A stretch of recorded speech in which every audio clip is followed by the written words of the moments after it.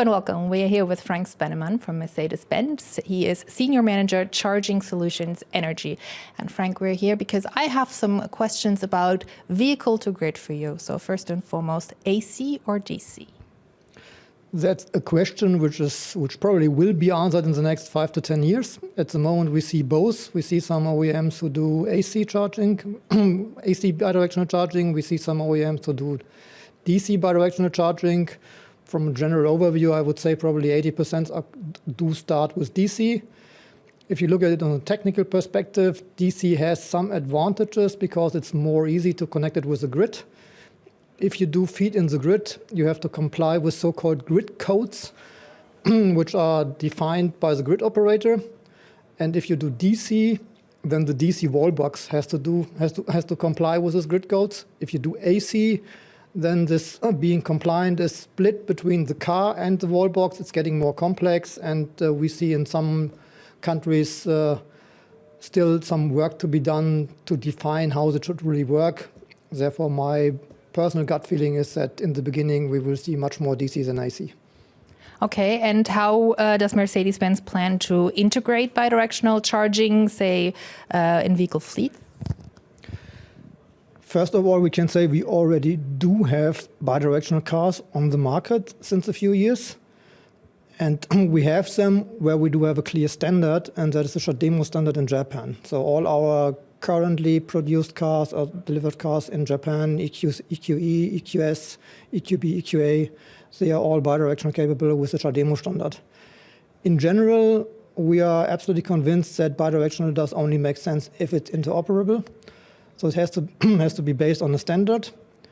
The standard is the so-called ISO 15118-20. It is released about 1.5 years ago, and all OEM manufacturers and wallbox manufacturers are working on getting this done, implementing this, and we are of course doing the same. And our next generations, our next EV generations, we have this clear objective that they will be bidirectional. And how long, do you say, until you'll actually see it integrated in fleets in Europe, not in Japan, in like a greater number?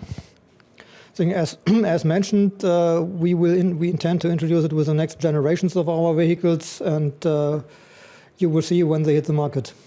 And what specific added value would you like to offer Mercedes-Benz customers through the bidirectional charging? I think we as a car manufacturer, first of all, have the bidirectional capability of the vehicle. And of course, we do this because we see tremendous value in bidirectional capability. I think I would say it's threefold.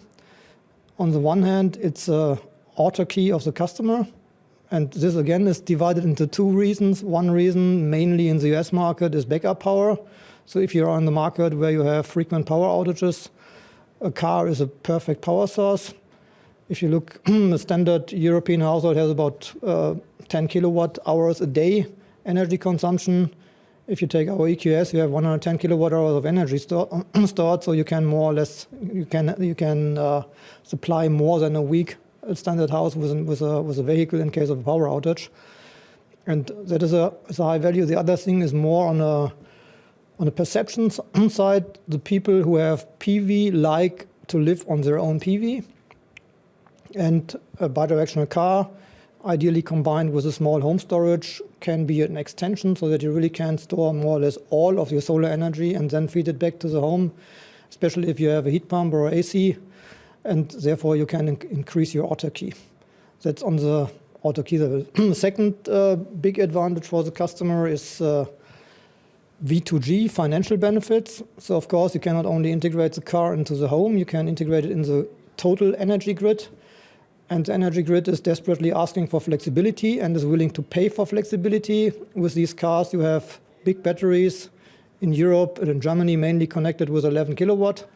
So it's a quite high power source. Just a comparison, Germany has a total maximum power load at the moment of around 70 to 80 gigawatt. That equals 7 million cars connected. It's about 15% of the total passenger car fleet. So there's a real value, real power behind these cars, leveraging and balancing the grid. And you can generate quite a high number of value with it. There are figures for the customer between 400, 500, 600, 700 euro a year. A customer can earn with a bidirectional car, depending on the car, on his behavior and on other boundary conditions. But it's a clear value for the customer. The third element, I already mentioned it, is you contribute to the energy transitions. If you look in the simulations which come from research institutes, they all rely on bidirectional cars being integrated in the energy grid and contributing to the energy transition. Okay, so you said the cars are coming, the next generation. The standards are there and are being implemented. So what is standing in the way of a widespread adoption of bidirectional charging, and how do we solve it? I think the main topic is we have to have a product which the customer is willing to take. Therefore, you have to have this financial benefit.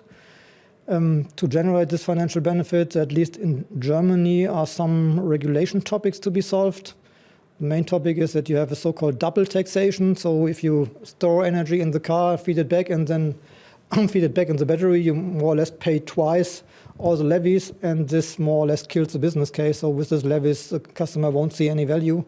So that won't motivate the customer to buy a bidirectional wall box and get in this direction. All right, Frank, thank you so much.